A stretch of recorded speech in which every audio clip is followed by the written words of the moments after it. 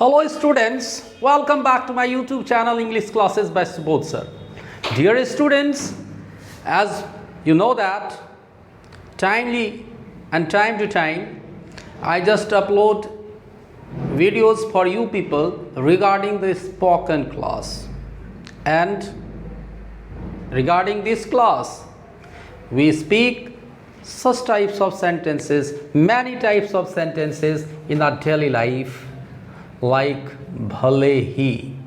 ये जो भले ही एक टर्म है स्टूडेंट्स, ये हमारे जीवन में बहुत ही ज़्यादा एकदम हम लोगों को कहिए कि भले ही एक ऐसा शब्द बन चुका है जो हमारे जीवन में एकदम छाया हुआ है। भले ही तुम ना आओ, भले ही वह मर जाए, भले ही वह जी जाए, भले ही वह तुम्हें प्यार कर ले, इस तरह का जो है सो सेंटेंस हम अक्सर बोल जाते हैं हिंदी में। But don't you think that we wish to speak such types of sentences also in English? So अगर आपको इस तरह के वाक्यों को इंग्लिश में बोलने की इच्छा हो तो आप कैसे बोलेंगे, सोचिए। तो ये जो भले ही टर्म है स्टूडेंट्स, इस भले ही टर्म के लिए इंग्लिश में एक वर्ड है इवन इफ, और इसके साथ जो भी सब्जेक्ट आ जाए, जैसे भले ही तुम तो इवन इफ यू, भले ही वह इवन इफ ही, भले ही बनीता इवन इफ बनीता, जो कोई भी सब्जेक्ट आप, कोई भी पर्सन का सब्जेक्ट आप दे सकते हो, है ना। इसके बाद सब्जेक्ट के बाद ये देखिए, एक चीज जो आपको बहुत ज़्यादा ध्यान में रखना है इस तरह के इवन इफ सेंटेंस में, कि जिस पार्ट में इवन इफ का प्रयोग होता है डियर स्टूडेंट्स, उस पार्ट में हमेशा वह वाक्य सिंपल प्रेजेंट टेंस में ही रहता है। मतलब that clause of that sentence always remain in simple present tense. तो चलिए इसका स्ट्रक्चर पहले आपको हम बता देते हैं क्या होता है स्ट्रक्चर। तो आप भी मेरे साथ पेन और पेपर लेकर तैयार हो जाइए और स्ट्रक्चर लिख लीजिए इसका, इवन इफ सेंटेंस का। बहुत इंपॉर्टेंट है, हम अक्सर बोलते रहते हैं बट हमारे मन में एक इच्छा होती है कि हम इस वाक्य को बनाएं कैसे। तो चलिए देखते हैं कि इसका स्ट्रक्चर क्या होना चाहिए। सबसे पहले तो हम इवन इफ लिख देंगे, इवन इफ देंगे, उसके बाद सब्जेक्ट देंगे। और जैसा कि मैंने आपको बताया कि सब्जेक्ट सेंटेंस के जिस पार्ट में इवन इफ का प्रयोग होता है, in that part of the sentence we do not use anything, any tense except simple present tense. तो आपको इसमें केवल सिंपल प्रेजेंट टेंस यानी कि V1 या V5 भी यूज करना है, या आप डॉट डॉट के जगह ऑब्जेक्ट भी यूज कर सकते हैं। इतना यूज करने के बाद सेंटेंस का जो दूसरा क्लाउज होगा, ये आपको मायने रखता है कि उसमें आप कॉमा तो ज़रूर यूज करेंगे, कॉमा ज़रूर यूज करेंगे। अगर आप कॉमा का यूज नहीं करेंगे the complete sentence will be wrong, इसलिए कॉमा बहुत मायने रखता है इसमें। उसके बाद हम सब्जेक्ट देंगे, और इवन इफ वाले सेंटेंस में दूसरा क्लाउज जो होता है डियर स्टूडेंट्स, उसमें एक चीज़ आप ध्यान दीजिएगा कि ज़्यादा से ज़्यादा सेकेंड क्लाउज में जो इसमें आएगा वह फ्यूचर टेंस में रहता है, लेकिन ये कोई ज़रूरी नहीं है। यहाँ का structure according to the demand, मांग के अनुसार ये बदलते रहता है। लेकिन मैं आपको कैसे लिख देता हूँ, पहले शैल या विल देंगे, उसके बाद V1 देंगे, उसके बाद हम ऑब्जेक्ट दे सकते हैं या अदर वर्ड जो रहेगा हम दे देंगे। ध्यान दीजिएगा, ये तो एक स्ट्रक्चर हो गया, क्लियर हो गया, एक स्ट्रक्चर हो गया आपका। और दूसरा स्ट्रक्चर आपको क्या देखना है, कभी कभी ऐसा होता है कि ये जो मैं आपको दूसरा कलर से थोड़ा सा आपको हाईलाइट करके दिखाता हूं कि ये जो V1 या V5 है, तो इस वाले पार्ट में निगेटिव मीनिंग भी होता है, ना वाला भी हिस्सा होता है। तो ऐसे फिर से हम इसका स्ट्रक्चर लिख सकते हैं कि even if plus subject plus do या does plus not plus V1 लगा देना। याद रखना, चूंकि मैंने आप सिंपल प्रेजेंट टेंस के वाक्यों को हम डू या डज प्लस नॉट लगा के निगेटिव बनाते हैं, और जब डू या डज लगा कर निगेटिव बनाते हैं तो V5 V1 में चेंज हो जाता है। फिर आप क्या करना, डॉट डॉट डॉट या ऑब्जेक्ट यूज कर सकते हो। फिर आप सब्जेक्ट प्लस जो भी आपका डिमांड होगा, अगर कहीं मान लिया जाए शैल विल के बाद नो का प्रयोग हो तो नो का प्रयोग करेंगे, नॉट का प्रयोग हो तो नॉट का करेंगे। अगर हो सकता है कि आपका फ्यूचर कंटिन्यूअस टेंस में भी चला जाए कोई वाक्य, फ्यूचर परफेक्ट टेंस में भी चला जाए, subject plus has have plus has have had plus two plus V1 पे भी चला जाए, दैट इज नॉट डेफिनिट। ये कोई निश्चित नहीं रहता है। It depends on the structure of the second clause, that what sort of structure they are. मैंने समझा दिया आपको। चलिए देखते हैं अब कैसे हम बनाएं इसे वाक्य को। पहला वाक्य बहुत ही इंटरेस्टिंग है। भले ही तुम मुझे याद ना करो, भले ही तुम मुझे याद ना करो, मैं तुम्हें याद करूंगा। एक चीज जो और मैं आपको very much important thing that I want to make you know, मैं आपको बताना चाहता हूं डियर स्टूडेंट्स, वो ये होता है कि इस तरह के सेंटेंस कॉन्ट्राडिक्टरी होते हैं। कॉन्ट्राडिक्टरी कहते हैं ऐसे वर्ड को जो एक दूसरे का विरोधाभास होता है। जैसे तुम याद करो, मैं नहीं करूँगा, तुम प्यार करो, मैं नफरत करूँगा। ये कॉन्ट्राडिक्टरी है, ये अपोनेंट है, ये एक दूसरे का अपोजिट है।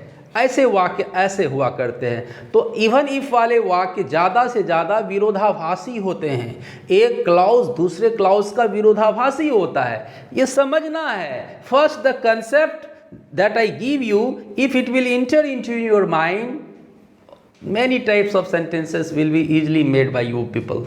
बहुत आसानी से इस तरह के अनेकों वाक्य आपको मिल जाएंगे, है ना। थोड़ा सा ये वीडियो स्पोकन का मेरा लंबा हो रहा है, आप अंत तक जरूर देखेंगे। And one request that I always make to you people that if you are my first viewer, you must subscribe my channel because I always give you various types of new things, है ना। तो आप ज़रूर ऐसा करेंगे और video को like और कमेंट और ये सब तो आप करते ही रहते हो, है ना। Very nice. एंड मैं उसके लिए मैं आपको अनेकों बार थैंक्स भी बोलते रहता हूँ, है ना। तो मैं क्या कहता हूँ कि भले ही तुम मुझे याद ना करो, देखिए एक तो कंडीशनल है, एक दूसरे का विरोध, मैं तुम्हें याद करूँगा।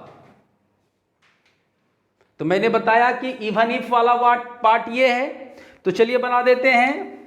क्या हो जाएगा, इवन इफ यू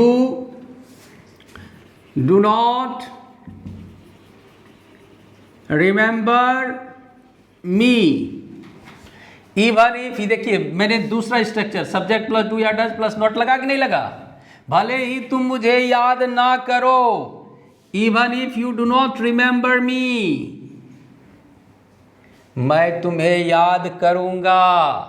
क्या हो जाएगा, आई विल रिमेंबर यू। ये इस तरह से बन गया, इजीली बन गया। देखिए है ना, स्ट्रक्चर को ध्यान में रखना है and all things will be very clear to you people. भले ही कशिश मेरी मदद ना करे, मैं उसकी फिर भी मदद करूंगा। एक चीज यहाँ पर एक्स्ट्रा आपके लिए यहाँ पर ध्यान दीजिएगा, ये हाईलाइटेड मैं कर रहा हूँ आपको रेड कलर से। अगर वाक्य में दूसरे क्लॉज में फिर भी रहे तो ये फिर भी से घबराइएगा ना, समझे ना, बिल्कुल नहीं घबराइएगा। करना क्या है आपको, वाक्य के अंत में येट लगा दीजिएगा। येट जानते हैं ना, YET, ये येट आप वाक्य के अंत में लगा दीजिएगा और ये फिर भी का काम तमाम हो जाएगा। क्लियर हुआ ना। तो अब ये देखिए, भले ही कशिश मेरी मदद ना करे, तो चलिए बना देते हैं इवन इफ कशिश। अब देखिए नाम है तो डू नॉट नहीं लगाएंगे, डज नॉट लगाएंगे।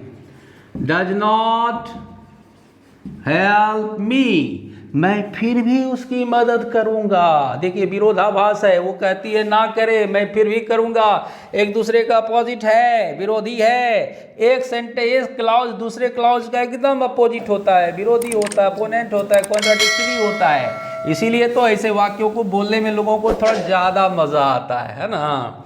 और आप भी बोलिएगा आज से, अगर नहीं बोलते हैं तो ज़रूर बोलिएगा, है ना। चूँकि दयानंद नाम का एक लड़का था, वो अक्सर बोलते रहता था ऐसा वाक्य। मेरा बड़ा प्रिय छात्र था, बहुत पहले मैंने पढ़ाया था, 2-3 साल पहले पढ़ाया था, है ना। अक्सर बोलते रहता था, कहता था कि सर बड़ा मज़ा आता है ऐसा वाक्य बोलने में। पता नहीं उसकी बचपन से आदत रही होगी, है ना। तो कहता है कि भले ही कशिश मेरी मदद ना करे, even if Kashish does not help me, मैं उसकी फिर भी मदद करूँगा। आई विल हेल्प हर, और येट को लगा देना है। ये येट की जो मैंने आपको बताया, ये येट फिर भी के लिए आ गया, है ना। और भी आप सोचिए, और क्या कहता है वाक्य, भले ही तुम मुझसे नफरत करो। वाह, भले ही तुम मुझसे नफरत करो। सुने हैं ना, रोड पे, चौराहे पे, सड़क पे, पार्क में, बगीचे में, सब लोग अक्सर बोलते हुए मिल जाते हैं, है ना। क्या कहता है, भले ही तुम मुझसे नफरत करो, अब मैं तुमको जो करना हूँ करता ही रहूँगा, है ना। तो ये लोग, ये सब हमारा जीवन का एक इस तरह का वाक्य हिस्सा, such types of sentences have become a part of our life. सो वो जो मेरा जीवन का हिस्सा हो गया है, तो उसको हमको हिंदी में तो बोल लेते हैं, अंग्रेजी में बोलने के लिए, सिखाने के लिए मैं हूँ ना। मैं आपको ऐसा ऐसा चीज़ सिखाऊंगा ना, बस मेरे को आप सपोर्ट करते रहिए। आपको लगेगा कि नहीं सर कुछ नया नया चीज़ देते जा रहे हैं, और एक दिन हम इसको अच्छी तरह से स्पीकिंग करना भी सीख जाएंगे। बस आप मेरा को थोड़ा सा अपना स्नेह, अपना आभार, बस अपना मेरे चैनल को सब्सक्राइब करके, वीडियो को लाइक करके और शेयर करके और कमेंट करते तो आप है, तो मेरे को हौसला और दुगुना हो जाता है कि चलिए बहुत अच्छा हो रहा है ना। तो भले ही तुम मुझसे नफरत करो, क्या बना देंगे, even if you hate me, comma तो देना ही पड़ेगा ना, मैं तुमको प्यार करता रहूँगा। क्या कहेंगे, I will keep loving you. ऐसे भी बनाते हैं, क्योंकि मैंने इस तरह से ऐसे बनाया, क्योंकि लव जो है वह आपको पता है ना, वर्ब्स ऑफ इमोशन है, उसमें आईएनजी हम लगाते नहीं है। वो मेरा आप present continuous tense stative video देखिएगा, उसमें मैंने इसको बड़ी अच्छी तरह से समझाया है, इसीलिए मैंने इसको लिखा I will keep loving you. ऐसे भी आप बना सकते थे, I will be loving you, ऐसे भी बना सकते थे, I will be loving you, लेकिन वो थोड़ा लविंग में आईएनजी लग जाता, तो वो लविंग में आईएनजी हम कंटिन्यूअस टेंस में नहीं लगाते हैं, इसीलिए मैंने कहा यहाँ पर जेरेंट इसको बना दिया, I will keep loving you. Clear हो गया। अब नेक्स्ट सेंटेंस है डियर स्टूडेंट्स आपका, भले ही तुम अमीर हो जाओ। देखो, दो आदमी के बीच झगड़ा हो जाता है, और जो आदमी उससे नहीं सपड़ पाता है, जो उस आदमी उसके लेवल में नहीं आ जाता है, तो वो अपने दिल को सांत्वना करने के लिए कह देता, भले ही तुम अमीर हो जाओ, शांति कहाँ से लाओगे। अब शांति कोई लड़की उड़की नहीं है, जीवन की शांति की बात मैं कर रहा हूँ, है ना। तो क्या कहता है, भले ही तुम अमीर हो जाओ, तो बनाइए आप, क्या बनाइएगा, इवन इफ। इसको आप बना सकते हैं आराम से। मैं थोड़ा अलग अलग कलर दे करके मैं आपको समझाना चाहता हूँ, क्योंकि मेरे पास तो मैं बार बार कहता हूँ संसाधन की थोड़ी सी कमी है, लेकिन मेरी पढ़ाई में कोई कमी नहीं मिलेगी आपको। Even if you become rich, तुम्हें जीवन में शांति नहीं मिलेगी, you will have no peace in life. भले ही तुम अमीर हो जाओ, तुम्हें जीवन में शांति नहीं मिलेगी। अब आगे कहता है, भले ही आकांक्षा मुझे ना बुलाए, मैं फिर भी उसके घर जाऊंगा। वाह, आकांक्षा मुझे बुलाएगी क्यों नहीं भाई, चलो इच्छा होगी ना बुलाए, शादी हो रही है उसकी, है ना। तो क्या कहता है, भले ही आकांक्षा मुझे ना बुलाए, तो बना देंगे इसका, even if Akanksha does not call मी, मैं फिर भी उसके घर जाऊंगा।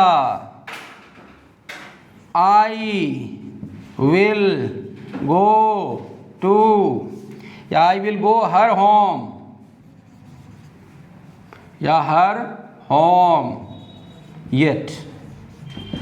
आप स्टूडेंट्स इस तरह के और भी वाक्यों को आप व्यू कर सकते हो, है ना। मैं एक दो वाक्य और आपको बता देता हूँ, चूँकि और एक दो वाक्य आप अपने से भी आप कमेंट में आप मुझसे पूछ सकते हो कि सर इसका क्या होगा, तो मैं आपको इजीली बता दूंगा कि ऐसे वाक्यों को हम कैसे बताएं। जैसे कोई कहता है कि भले ही वह डूब जाए वह फिर भी समंदर में तैरेगा। अब बताइए, अपनी आफत को मोल लेगा ना। वह जानता है कि डूबिया जाएगा, तैरना नहीं आता है, लेकिन ऐसी बात मत बोलिए। समंदर में तैरना आसान है, जो हिम्मत वाले लोग होते हैं उसके लिए, है ना। तो लिखता है भले ही आदित्य डूब जाए वह समंदर में तैरेगा। देखिए, एक दूसरे का अपोजिट है। भले ही आदित्य डूब जाए, अब देखिए, अब डूबना का इंग्लिश आपको पता है, ड्राउन होता है, DROWN। और भले ही क्या हम क्या बनाएंगे, even if Aditya drowns. Okay, Aditya के साथ एस लगेगा। इवन इफ आदित्य ड्राउन्स, वह समंदर में तैरेगा, कॉमा देंगे, he will swim in the sea. So dear students, in this video of today, I gave you the perfect examples, suitable structures, and whatever the possible things related to this class. And this is all over in this video. See you in the next video. Bye.